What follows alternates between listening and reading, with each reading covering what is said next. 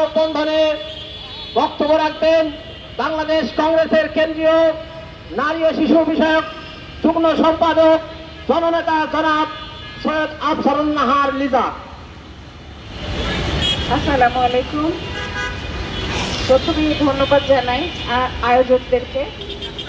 দুঃখজনক হলেও সত্যি যে লামিসার বাসাটা আমার বাসা থেকে খুব কাছে।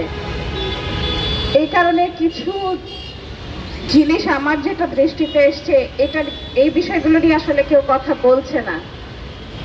আমার দেখা মতে এই ঘটনার নেপথ্যে প্রধান যেটা সহায়ক ভূমিকা পালন করেছে সেটা হচ্ছে মাদক।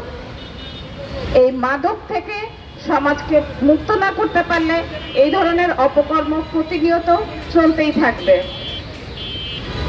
আমরা আসলে এমন একটা পর্যায়ে এসে পৌঁছেছি, এখন আমাদের মানবিক মূল্যবোধ এতটাই অবক্ষয় হয়ে গেছে যে আমরা ভুলে গেছি আমাদের শেকড়টা কি, ভুলে গেছি আমাদের বাংলাদেশের ঐতিহ্য কি, বাংলাদেশের ইতিহাস কি। আসলে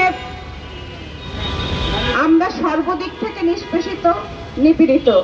আমরা যেখানেই যাই স্বাস্থ্যের কথা বলি, বিচারের কথা বলি, যার কথাই বলি না কেন, প্রত্যেকটা জায়গায় দীর্ঘসূত্রতা এবং বিভিন্ন জটিলতা, এই জটিলতা থেকে মুক্ত না হওয়া পর্যন্ত এই সমস্ত অপকর্ম নির্মূল করা সম্ভব না।